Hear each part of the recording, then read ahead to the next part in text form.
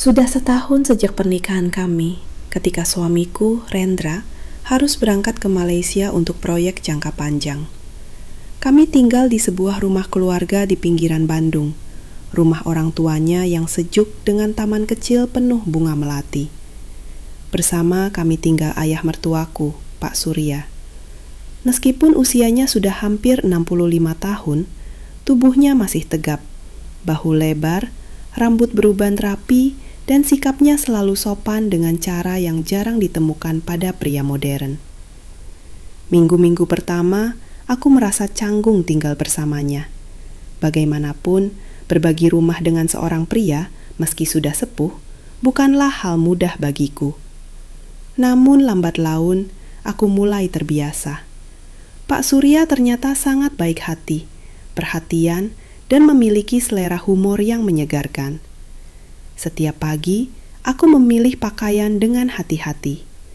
Hari ini aku mengenakan kebaya kutu baru warna krem dengan kain batik coklat muda, dipadu dengan selendang tipis di bahu. Rambutku kusanggul rendah, dan kakiku bersepatu flat berbahan kain bordir. Pak Surya selalu memperhatikan saat aku sibuk di dapur. Matanya mengikuti gerakanku dengan senyum penuh terima kasih. Kadang ia memberitahu di mana letak bumbu atau peralatan.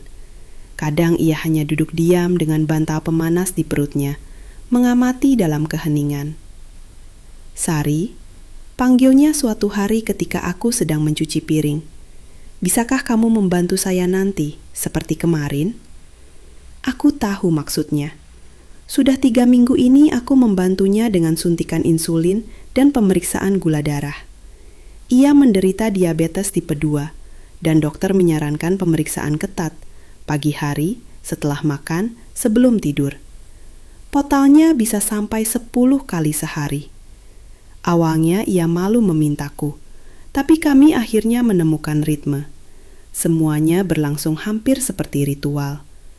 Aku mengeluarkan alat ukur, membersihkan jarinya dengan alkohol, lalu menekan jarum kecil dengan lembut. Ia selalu memejamkan mata. Aku juga. Seolah ini adalah sesuatu yang intim, lebih dari sekedar perawatan. Hari itu, untuk pertama kalinya, aku menyadari tangannya menahan tanganku sedikit lebih lama. Hangat, lembut, lebih dari biasanya. Aku tidak tahu bagaimana menafsirkannya. Jadi aku berpura-pura tidak menyadari. Malam harinya, sebelum tidur, ia memanggilku lagi. Sari, sekali lagi sebelum makan malam. Kamu tidak keberatan kan? Aku mengangguk. Ia duduk di kursi rotan, dan aku berlutut di hadapannya agar lebih mudah mengambil jarinya. Tangannya hangat dan kering. Tiba-tiba, aku menyadari betapa perhatiannya ia menatapku dari atas. Wajahku, tali bahu kemeja tidurku yang tipis, lekuk leherku. Kamu seperti malaikat, Sari. Entah bagaimana aku tanpamu, katanya pelan. Aku mengalihkan pandangan. Pak Surya, saya senang membantu, sungguh. Ia tidak menjawab, hanya menghela napas. Begitu manusiawi, berat namun sekaligus lega. Aku berdiri, menyimpan alat kembali ke kotaknya, tapi merasakan udara di ruangan berubah. Tegang, padat, seperti sebelum badai musim hujan. Keesokan harinya semuanya terulang. Namun kini ia mulai memanggilku mengikuti jadwal, bahkan di malam hari. Aku lelah, tapi tak bisa menolak. Ia semakin sering memuji ketelitianku, kesabaranku, kelembutan tanganku. Kadang aku menangkap diriku sengaja memilih kebaya dengan kain lebih tebal, tapi dengan kerah lebih rendah. Atau mengenakan kain jarik yang sedikit transparan di bawah cahaya lampu. Kenapa? Entahlah.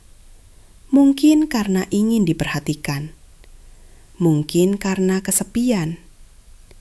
Suatu pagi aku keluar dari kamar mandi dan mendapati Pak Surya berdiri di ambang pintu, seolah tidak sengaja. Pandangannya melintas di leherku yang basah, di tauk yang edua menutupi dadaku.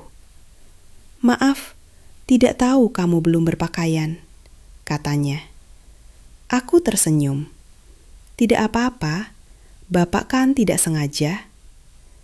Tapi sejak hari itu, aku merasakan ada yang berubah di antara kami. Dan itu membuatku sedikit gelisah. Seminggu berlalu sejak pagi itu dengan handuk. Semuanya tampak seperti biasa. Tapi ada yang berbeda dalam dirinya. Ia menjadi lebih pendiam, lebih termenung. Bahkan dalam pemeriksaan gula darah, muncul semacam rasa malu, seolah ia takut merusak benang tipis di antara kami. "Sari, bagaimana kalau malam ini tidak usah?" tanyanya suatu kali, hati-hati, hampir meminta maaf. "Kenapa?" tanyaku heran. "Supaya kamu istirahat, kamu capek." Aku capek, tapi saat itu, tiba-tiba aku merasakan tusukan perasaan tidak nyaman. Apakah ia tidak ingin aku menyentuhnya lagi? Atau apakah ia merasakan apa yang aku rasakan? Aku bingung. Hari itu aku sengaja memilih kebaya encim warna hijau pucat dengan motif bunga kecil, kerah rendah berbentuk perahu, dan kain yang memeluk pinggang. Rambutku kubiarkan terurai. Pak Surya pernah menyinggung ia menyukai rambut panjang. Ketika aku membawa alat kepadanya, pandangannya bertahan sejenak di pergelangan tanganku. "Kamu sangat cantik hari ini, Sari." "Terima kasih," jawabku terlalu cepat. Aku duduk di sampingnya seperti biasa, tapi kali ini ia meletakkan tangannya di lututku. Lembut, hangat. Ia bilang untuk menjaga keseimbangan. Tapi jari-jarinya bergerak sedikit. Tidak memaksa, tidak kasar. Lebih seperti kelembutan. Aku membeku. Jantungku berdegup di telinga. Alat itu berbunyi. Angkanya normal, tapi kondisiku tidak. Malam itu aku tidak bisa tidur. Pikiran kusut. Tubuh terasa panas oleh getaran aneh. Aku mengingat bagaimana ia menatapku. Bagaimana jari-jarinya menggenggam.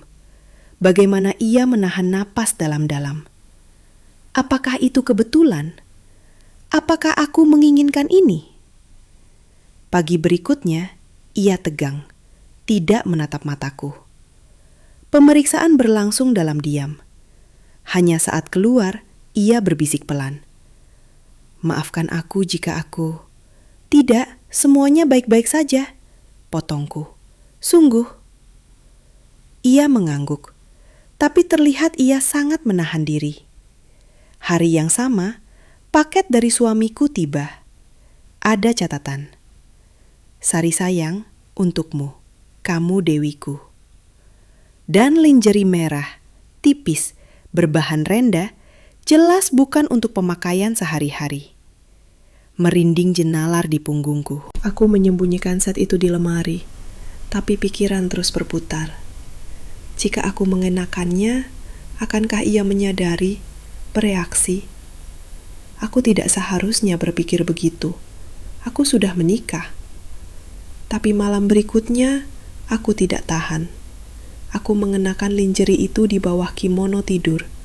Untuk diriku sendiri, begitu kujelaskan pada diri sendiri. Agar merasa diinginkan, hanya untuk mengingatkan diriku bahwa aku seorang wanita. Ketika ia memanggil untuk pemeriksaan malam, aku berjalan perlahan. Setiap langkah bergema di dada. Ia mengenakan piyama, rambut rapi. Tampak lelah namun tetap segar. Ketika aku membungkuk untuk mengambil alat, kimono sedikit terbuka.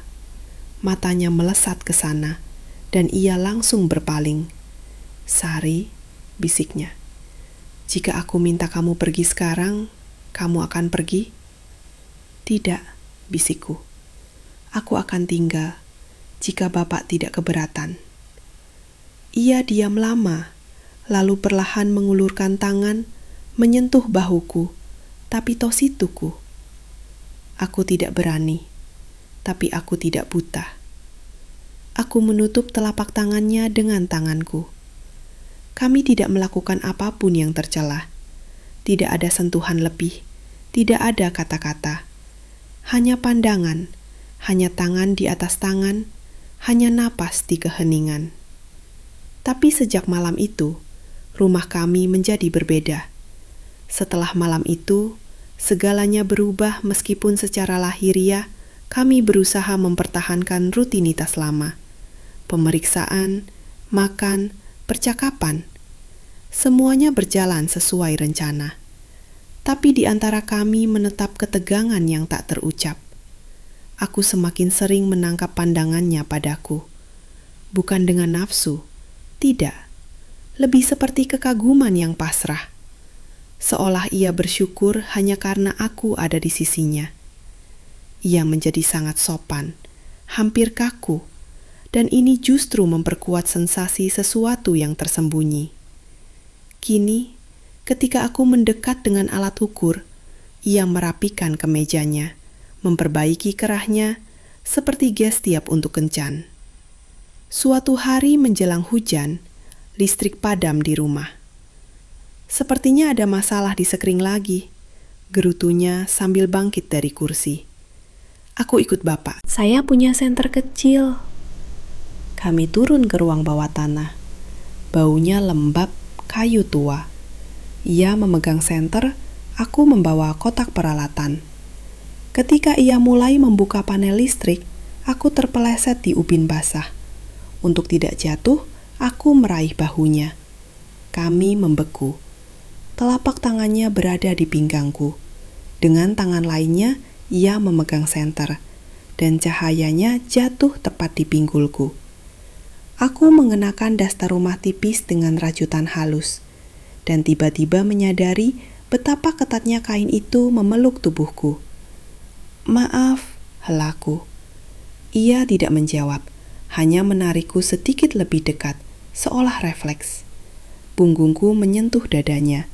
Hanya sedetik, tapi dalam detik itu ada segalanya.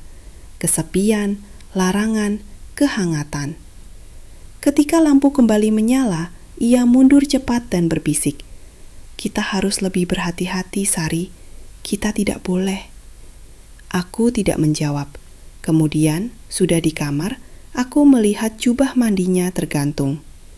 Tiba-tiba ingin memeluknya. Kain itu, aromanya, tembakau kretek, mint, dan sabun pria yang bersih. Aku menyentuh lapisan pelet jari. Lembut. Tiba-tiba perasaan aneh membanjiri. Gairah yang membingungkan. Aku duduk di tempat tidur, memeluk jubah itu, memejamkan mata. Aku merasa malu, tapi bersamaan dengan rasa malu itu ada cara lain. Keinginan panas untuk perhatikan, dibutuhkan, bahkan di tepit jurang. Keesokan harinya ia tidak keluar dari kamarnya untuk waktu yang lama.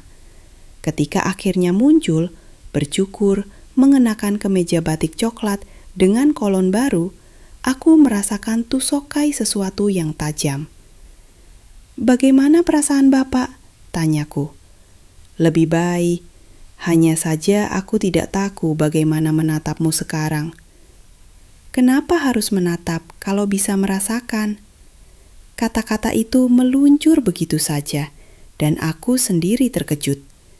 Ia mendekat, berhenti selangkah dariku. Kami diam diri, dan hacking kesunyian yang berdering di telinga. "Sari," mulanya. Aku mengangkat mata. "Aku tidak akan menyentuhmu, tidak pernah.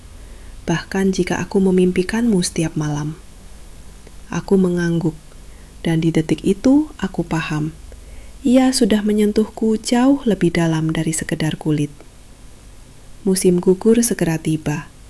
Daun-daun di halaman mulai berguguran membentuk karpet coklat keemasan di jalan setapak. Setiap hari aku keluar dengan sapu lidi untuk membersihkannya. Pak Surya kini ikut keluar, hanya berdiri di pintu, mengamati.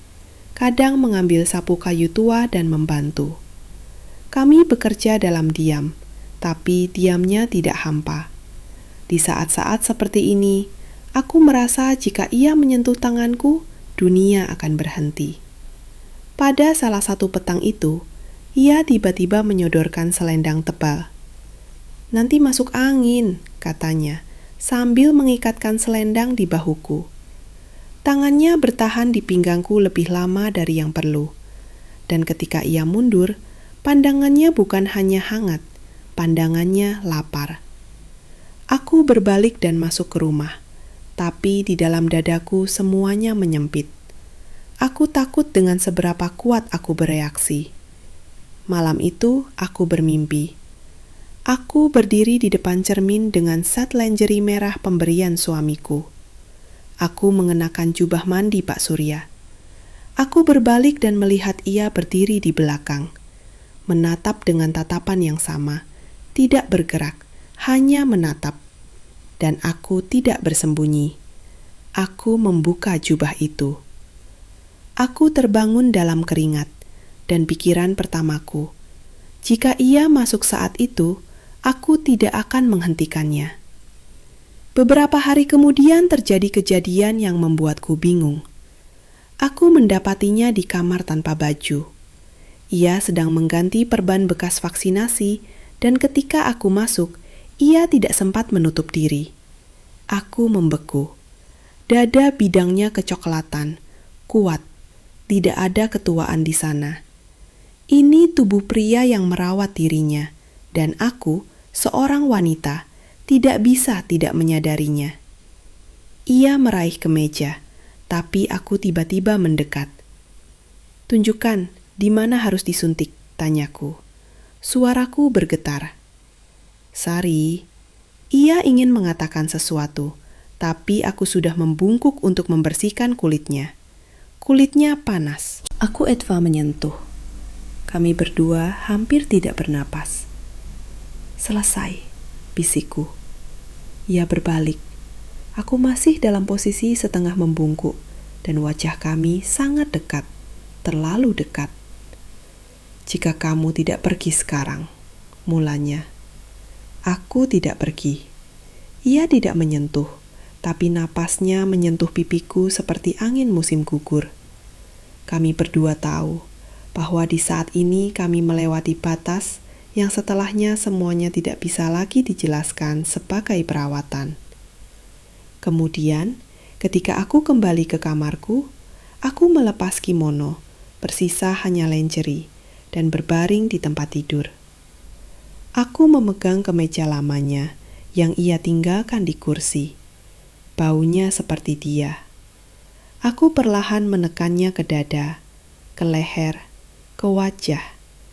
Ini adalah momen kelemahan. Aku mengizinkan diriku ini karena aku tidak bisa lagi menahan secara batin.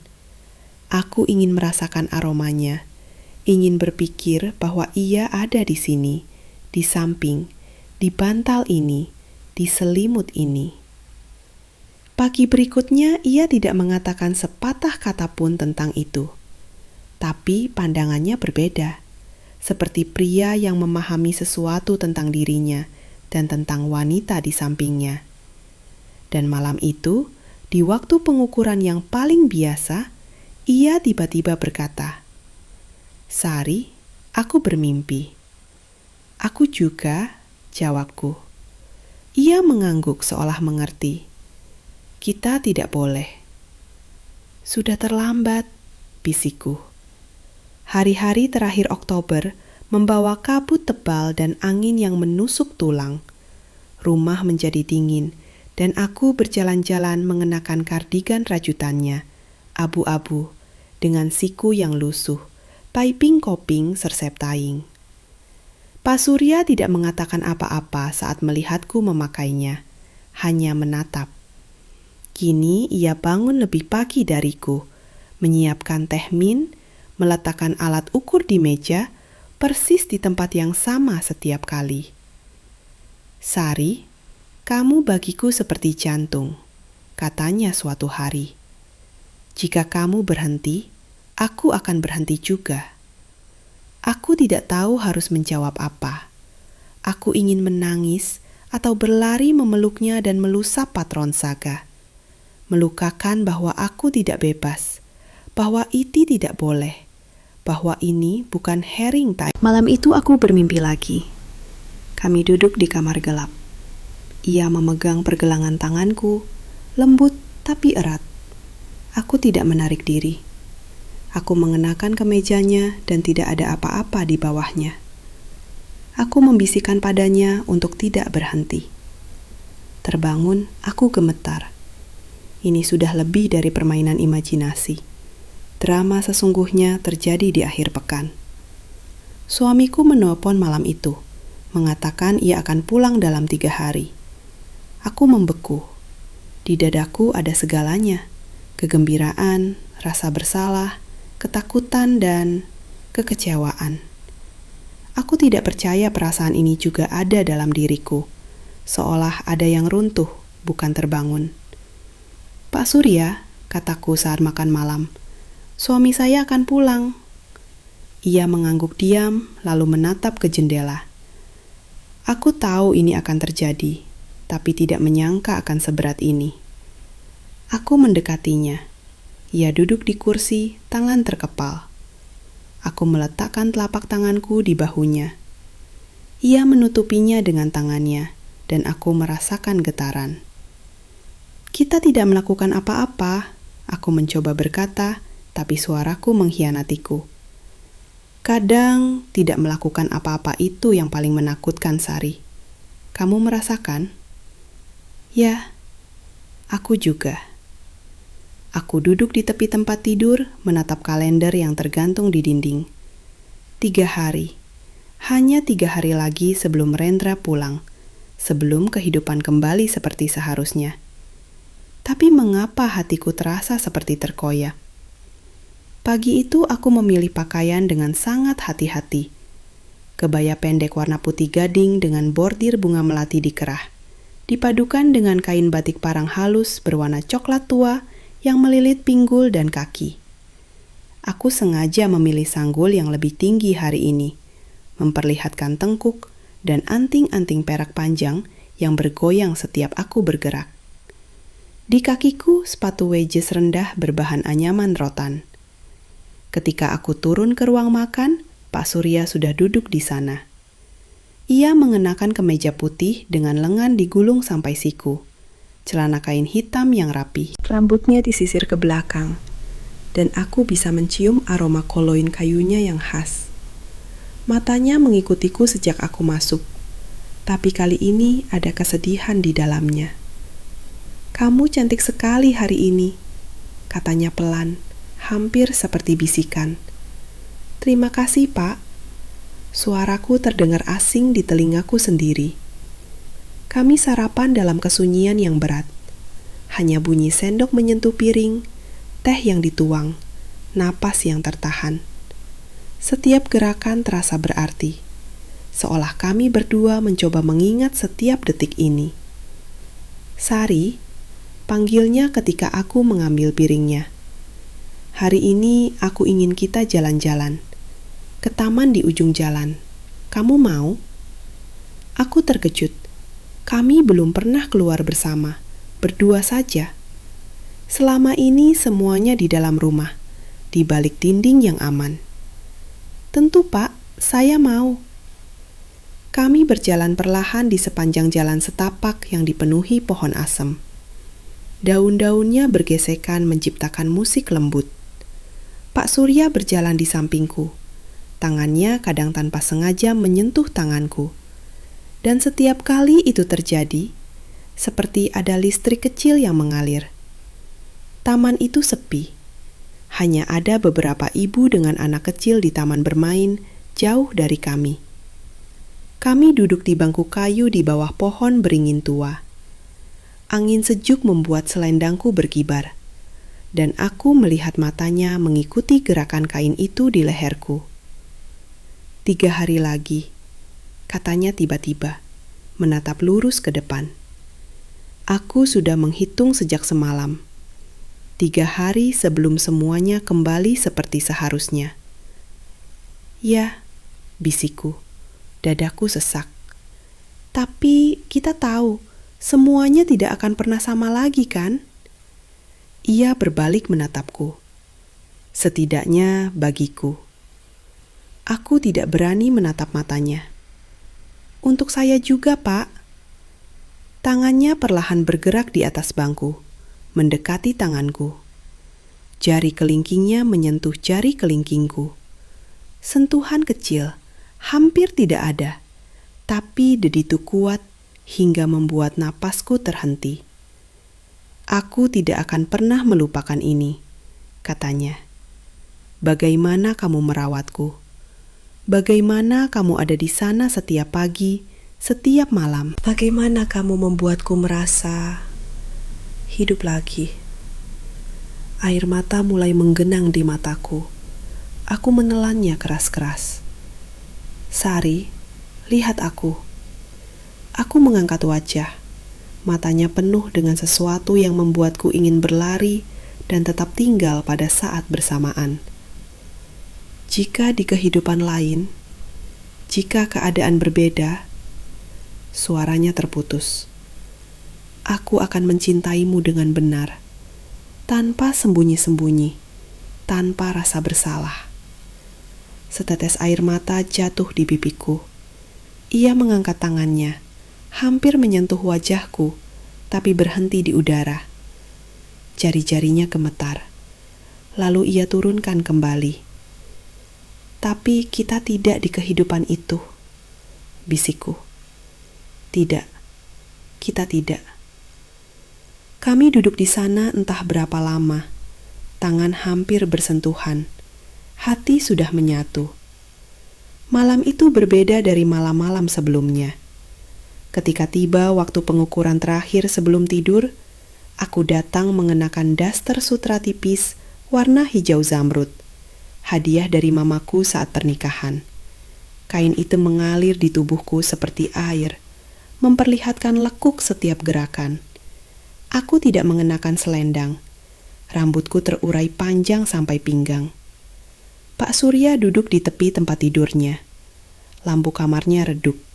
Hanya lampu tidur kecil di samping tempat tidur yang menyala. Bayang-bayang kami memanjang di dinding. Aku berlutut di hadapannya seperti biasa, membuka kotak alat. Tanganku sedikit bergetar ketika mengambil lancet.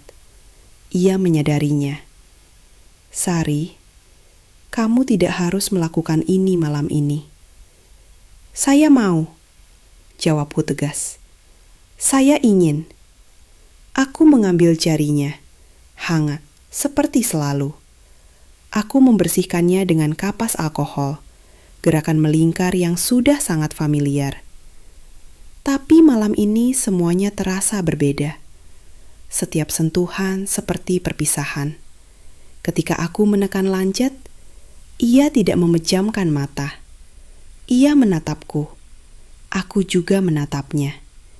Dan di tatapan itu, di ruang sempit antara kami, terjadi sesuatu yang tidak bisa dijelaskan dengan kata-kata. Alat itu berbunyi. Angkanya normal.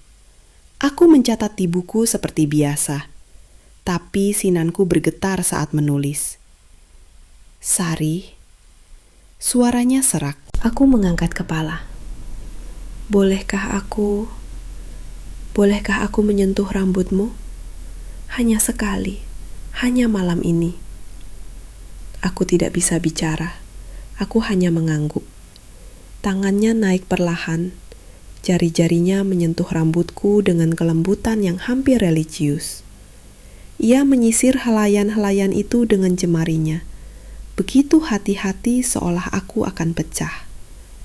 Aku memejamkan mata, merasakan setiap sentuhan seperti api kecil di kulit kepala. Seperti sutra, bisiknya. Aku selalu ingin tahu bagaimana rasanya. Aku membuka mata. Wajahnya begitu dekat. Aku bisa menghitung setiap kerut halus di sekitar matanya, melihat bintik-bintik coklat di irisnya, merasakan napasnya di wajahku. Pak Surya, jangan, potongnya lembut. Jangan katakan apa-apa. Biarkan aku mengingat ini. Hanya ini. Tangannya pindah dari rambutku ke pipiku, mengusapnya dengan ibu jari. Air mata mengalir tanpa aku sadari, dan Ana menghapusnya. Gadis manisku, bisiknya. Cahaya di musim hujanku. Kami tonggak seperti itu. Ia duduk, aku berlutut. Wajah kami sangat dekat tapi tidak menyentuh. Seperti dua kutub magnet yang tidak bisa bersatu, tapi coping today. Lalu perlahan ia menarik tangannya. Dingin langsung menggantikan kehangatan sentuhan itu. Tidurlah, katanya. Besok akan menjadi hari yang panjang. Aku berdiri dengan kaki yang gemetar. Di pintu, aku berbalik sekali lagi. Ia masih duduk di sana, menatapku dengan tatapan yang akan aku bawa sampai mati. Aku terbangun sebelum fajar, hari terakhir. Hari ini Rendra akan pulang, dan semuanya akan kembali seperti seharusnya, atau setidaknya tampak seperti seharusnya. Aku menatap langit-langit kamar. Jam tangan antik Pak Surya masih melingkar di pergelangan tanganku. Aku tidak melepasnya sejak kemarin. Aku memilih pakaian dengan sangat hati-hati hari ini. Kebaya kutu baru warna krem during subaman emas di sepanjang tepi. Kain batik sawung coklat keemasan yang dinilit ketat di pinggang dan mengalir anggun cuek kaki. Di rambutku, aku menyelipkan bunga melati segar. 3 kuntum kecil yang dipetik dari taman pagi ini. Anting-anting emas panjang menjuntai hampir menyentuh bahu. Aku menggunakan bedak tipis dan sedikit lipstik merah muda alami. Di kakiku, sepatu selop batik dengan tumit rendah. Ketika aku turun, Pak Surya sudah ada di teras belakang, duduk di kursi rotan menghadap taman. Ia mengenakan kemeja batik biru tua dengan celana kain krem. Rambutnya basah, baru selesai mandi. Aku bisa mencium aroma sabunnya bahkan dari kejauhan. "Selamat pagi, Pak," sapaku pelan. Ia berbalik. Matanya menelusuri setiap detail penampilanku. Dari bunga di rambutku, anting yang bergoyang, kebaya yang memeluk tubuhku, hingga jam tangan di pergelangan tanganku. Sesuatu berkilat di matanya. "Sari," katanya serak, kamu terlalu cantik hari ini." Aku tersenyum sedih. Ini hari terakhir saya bisa berdandan untuk Bapak. Kata-kata itu keluar begitu saja. Aku tidak bermaksud mengatakannya dengan terus terang seperti itu, tapi sudah terlambat untuk ditarik kembali. Ia berdiri, melangkah mendekatiku. Kami berdiri berhadapan di teras, dengan cahaya pagi yang mulai menerangi taman. Burung-burung berkicau, dunia bergerak seperti biasa. Tapi kami berdua membeku dalam momen ini. "Sari, suaranya tercekat. Aku telah melakukan sesuatu yang salah. Aku membiarkan diriku merasakan hal-hal yang tidak seharusnya. Aku membiarkan ini terjadi." "Bapak tidak melakukan apa-apa," bantahku. "Saya yang..." "Tidak," potongnya tegas. "Aku adalah pria yang lebih tua. Aku seharusnya lebih bijaksana. Tas gigi kamu ada di dekatku, semua kebijaksanaan itu menghilang.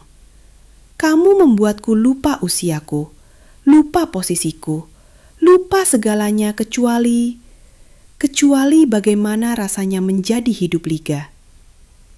Tangannya naik, hampir menyentuh pipiku, tapi hentikan di udara. Jari-jarinya gemetar. "Bolehkah aku meminta satu aut tahir?" bisiknya. "Apa saja, Pak?" "Biarkan aku mengukur gula darahku sendiri hari ini. Aku tidak akan kuat jika kamu menyentuhku hari ini. Bahkan hanya jari-jariku." Air mata menggenang di mataku. Aku mengangguk. Tidak percaya suaraku tidak akan pecah jika aku bicara. Kami menghabiskan pagi dalam keheningan yang berat, Aku memasak di dapur, ia duduk membaca koran. Tapi aku tahu ia tidak benar-benar membaca. Sesekali pandangan kami bertemu dan cepat terpisah. Terlalu sakit untuk bertahan. Siang hari, aku sedang menjemur pakaian di taman belakang ketika aku merasakan pandangannya dari jendela kamarnya di lantai atas. Aku berbalik, menatap ke atas. Ia berdiri di sana, satu tangan menyentuh kaca jendela. Kami menatap satu sama lain melintasi jarak itu. Begitu dekat tapi begitu jauh. Lalu ia menghilang dari jendela. Sore itu hujan turun tiba-tiba. Hujan deras yang membuat langit menjadi gelap dan udara menjadi dingin. Aku berlari ke dalam, basah kuyup. Baju kebayaku menempel di tubuh.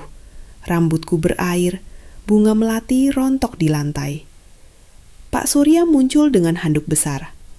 "Kamu harus ganti baju, nanti sakit." Saya tidak apa-apa, Pak." "Sari, jangan keras kepala, ganti bajumu." Tapi aku tidak bergerak. Aku hanya berdiri di sana. Air mengalir dari rambutku ke lantai, menatapnya. Dan tiba-tiba semuanya terlalu banyak. Semua penantian, semua penolakan diri, semua rasa sakit yang terpendam. "Mengapa?" bisikku. "Mengapa ini harus terjadi pada kita? Mengapa saya harus bertemu Bapak sekarang, ketika sudah terlambat?" "Sari." "Tidak." Suaraku naik. "Saya lelah berpura-pura. Saya lelah mengukur setiap kata, setipikal pandangan, setikup napas. Saya lelah tidur sendiri di kamar dengan membayangkan Bapak di sebelah saya. Saya lelah menginginkan sesuatu yang tidak boleh saya miliki." Aku menangis sekarang. Seluruh tubuhku bergetar. Entah karena dingin atau emosi. Aku itahun lagi. Ia melangkah maju, melemparkan handuk ke sofa, dan menarikku ke pelukannya. Erat. Tidak ada kehati-hatian lagi. Tidak ada jarak yang dijaga. Hanya pelukan penuh keputusasaan. Dari dua orang yang tahu, ini adalah awal dan akhir pada saat bersamaan. "Maafkan aku," bisiknya di rambutku yang basah. "Maafkan aku karena tidak cukup kuat untuk menjauh. Maafkan aku karena membiarkanmu merasakan ini." Aku memeluknya balik. Wajahku tertanam di dadanya yang hangat. Aku bisa mendengar jantungnya berdebar sekencang jantungku. Kami berdiri seperti itu, dipeluk hujan dan kegelapan, sementara dunia di luar terus berputar tanpa peduli. "Aku mencintaimu," bisiknya. "Tuhan, ampuni aku, tapi aku mencintaimu." Aku mengangkat wajah, menatap matanya. "Saya juga mencintai Bapak. Saya tahu ini salah. Saya tahu saya tidak seharusnya, tapi saya mencintai Bapak." Wajahnya turun, dahinya menyentuh dahiku. Napas kami bercampur. Bibir kami begitu dekat, hanya perlu satu gerakan kecil. Tapi ia tidak melakukannya, dan aku tidak melakukannya. Karena kami berdua tahu, jika kami melewati batas terakhir itu, tidak akan ada jalan kembali. "Jika di kehidupan lain," bisiknya, bibir hampir menyentuh bibirku tapi tidak. "Aku akan menciummu di bawah hujan ini. Aku akan membawamu ke kamarku. Aku akan mencintaimu dengan seluruh jiwa ragaku." "Tapi kita di kehidupan ini," bisikku balik. "Ya, kehidupan yang salah." Ia melepaskanku, mengambil handuk, dan dengan tangan gemetar, mulai mengeringkan rambutku. Gerakannya lembut, penuh cinta, tapi kuntuh kepedihan. "Ganti bajumu," katanya pelan. "Aku akan membuat teh hangat." Aku pergi ke kamar dengan kaki yang hampir tidak bisa menopang. Aku melepas kebaya basah, berdiri di depan cermin hanya dengan kain dan bra. Bekas pelukannya masih terasa di tubuhku. Aku memeluk diriku sendiri, mencoba menjaga kehangatan itu sedikit lebih lama. Lalu aku mengenakan daster sutra hitam, yang paling sederhana yang kumiliki. Tidak ada hiasan, hanya kain hitam polos yang mengalir sampai mata kaki. Rambutku kubiarkan terurai basah. Ketika aku kembali ke ruang tamu, ia sudah duduk dengan 2 cangkir teh. Aku duduk di seberangnya, bukan di sampingnya. Jarak teraman yang bisa kami pertahankan sekarang. "Jam berapa Rendra tiba?" tanyanya, menatap cangkirnya. "Jam 7 malam, sekitar 2 jam lagi." Ia mengangguk. "Aku sudah memesan taksi. Aku akan pergi ke rumah sepupuku di Yogyakarta, menginap beberapa hari, memberikan kalian ruang." "Bapak tidak perlu." "Aku perlu," potongnya. "Aku perlu pergi sebelum aku melakukan sesuatu yang akan kita sesali. Sebelum aku melihatnya menyentuhmu dan kehilangan akal sehatku." Keheningan menggantung di antara kami. "Sari, ketika aku kembali nanti, semua ini harus berakhir. Kita harus kembali menjadi mertua dan menantu, tidak lebih." "Saya tahu. Tapi ketahuilah," suaranya pecah. "Di sini," ia menyentuh dadanya, "di sini kamu akan selalu menjadi lebih, jauh lebih." Jam dinding berdetak. Setiap detik membawa kami lebih dekat ke akhir. Pada pukul 5:30, taksinya datang. Pak Surya sudah berpakaian rapi dengan kemeja putih dan celana hitam, membawa tas kecil. Aku berdiri di pintu, menontonnya menyiapkan diri. "Sari," panggilnya, "ada satu hal terakhir." Ia mendekati, mengeluarkan sesuatu dari saku. Sapu tangan sutra biru tua dengan inisial S disulam di sudutnya. "Ini punya ayahku, satu-satunya yang tersisa darinya. Aku ingin kamu menyimpannya." Ia melipat sapu tangan itu dan meletakkannya di telapak tanganku, menutup jari-jariku di atasnya. "Ketika kamu merindukanku, karena aku tahu kamu akan, seperti aku akan merindukanmu, pegang ini. Dan ingatlah, di suatu tempat seseorang mencintaimu dengan cara yang tidak bisa ia ungkapkan." Air mata mengalir di pipiku. Ia mengangkat tangan, kali ini benar-benar menyentuh wajahku, menghapus air mata dengan ibu jarinya. "Jaga dirimu baik-baik. Jadilah istri yang baik untuk Rendra. Dia beruntung memilikimu, bahkan jika dia tidak pernah tahu sepenuhnya betapa beruntungnya dia." "Bapak," shh. Ia meletakkan jari di bibirku.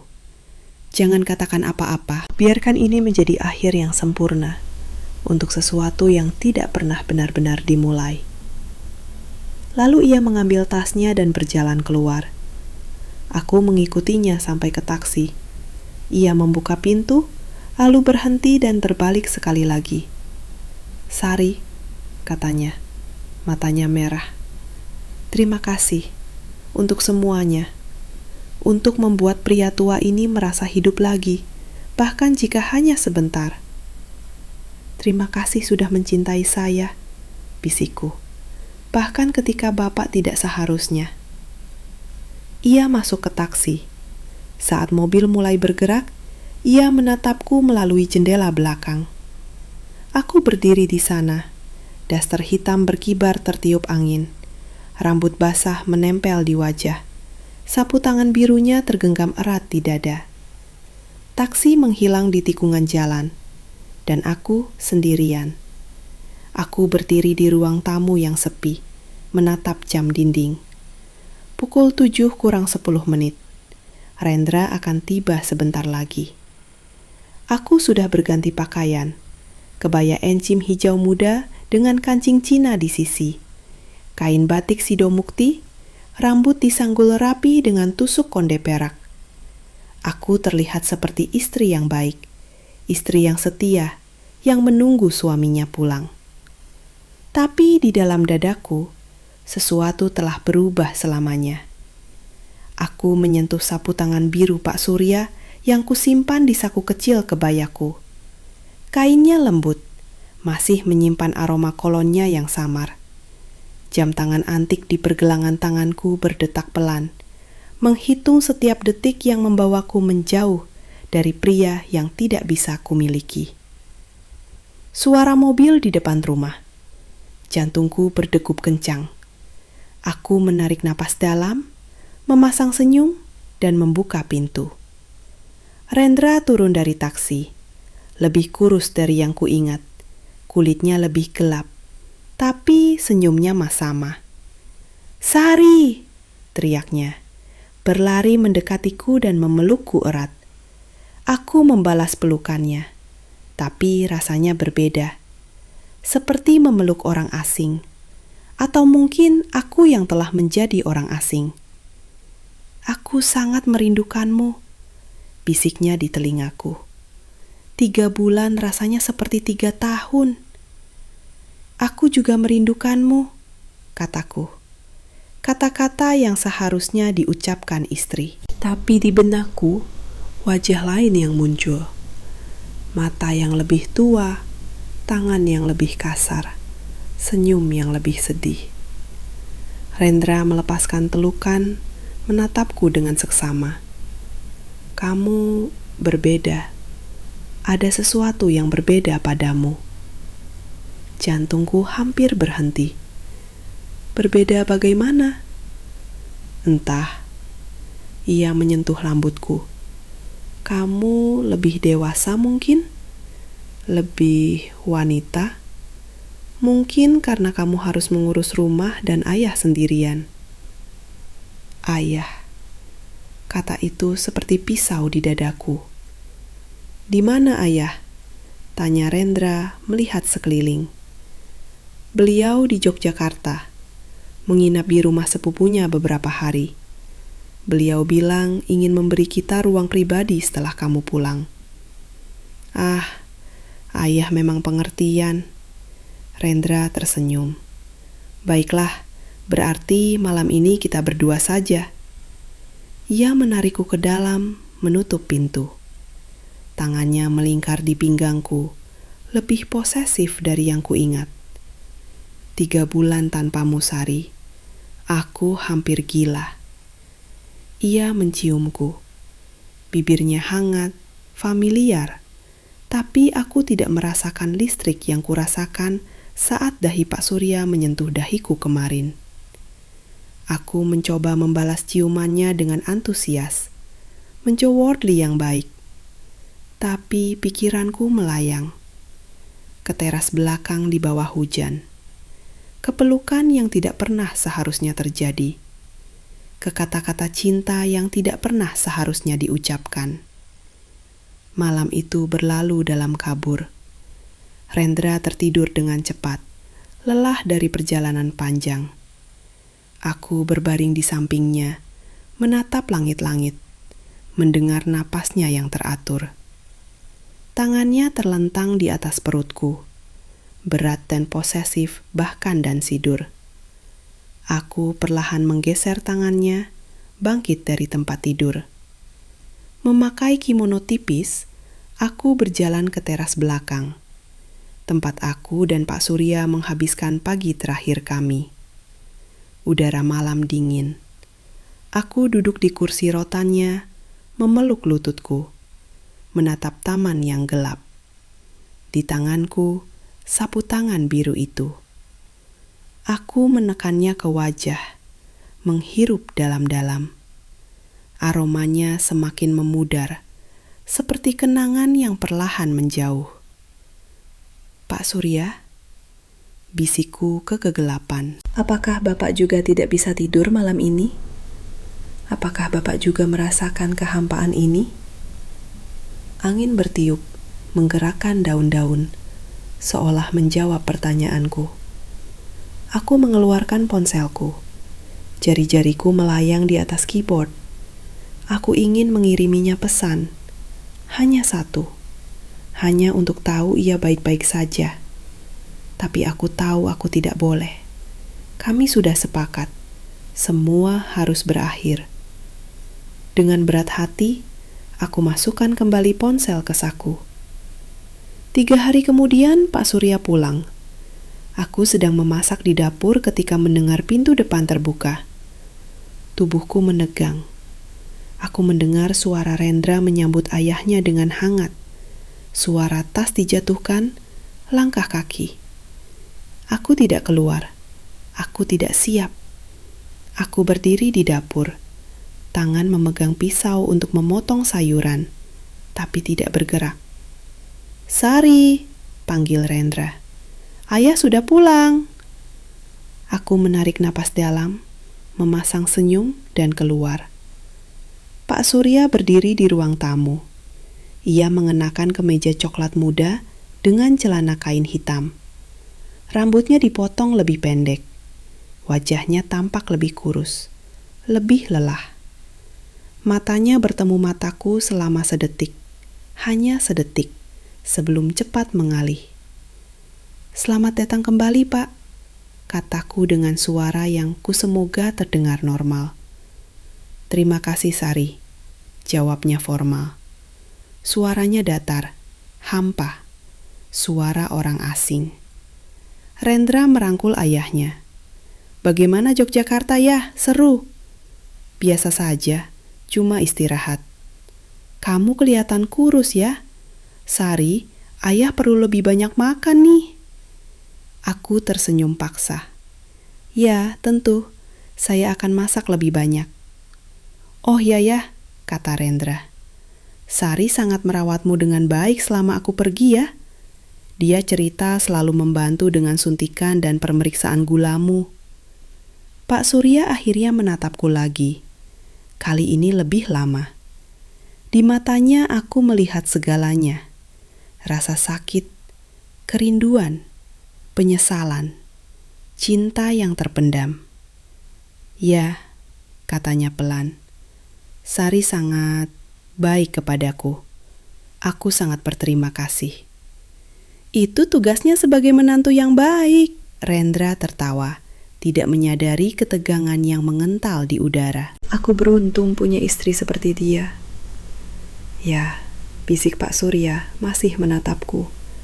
"Kamu sangat beruntung." Hari-hari berlalu dengan perlahan dan menyakitkan. Kami kembali ke rutinitas. Sarapan bersama, Rendra pergi bekerja, aku mengurus rumah, Pak Surya membaca atau duduk di taman. Tapi semuanya berbeda sekarang. Pak Surya tidak lagi memanggilku untuk pemeriksaan gula darah. Ia melakukannya sendiri, di kamarnya, dengan pintu tertutup.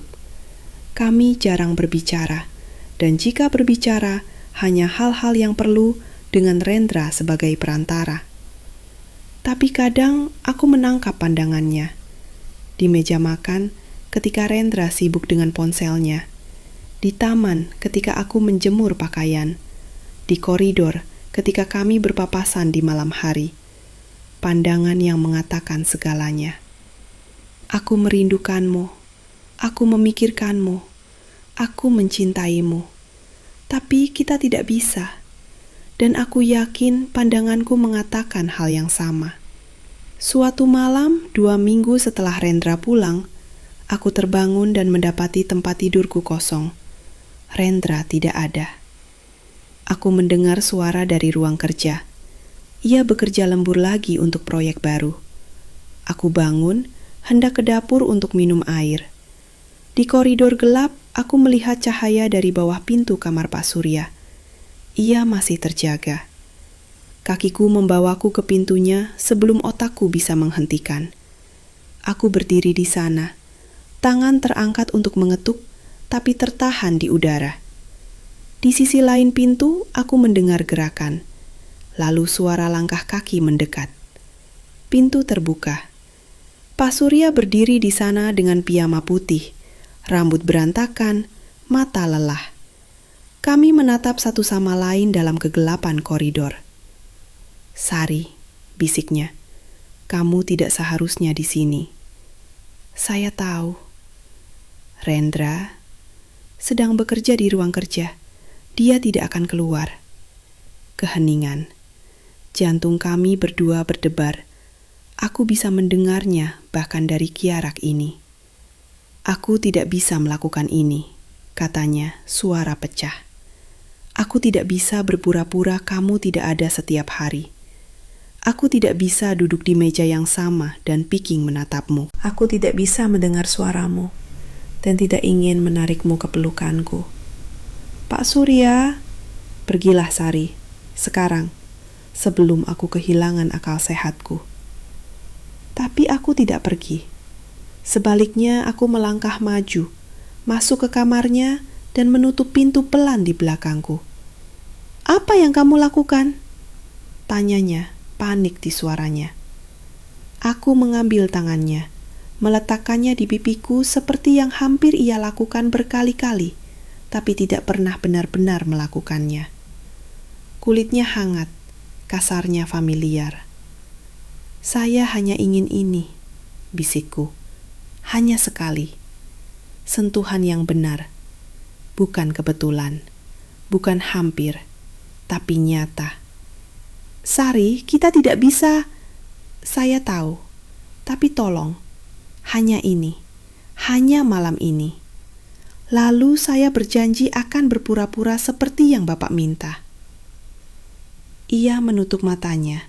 Napasnya berat.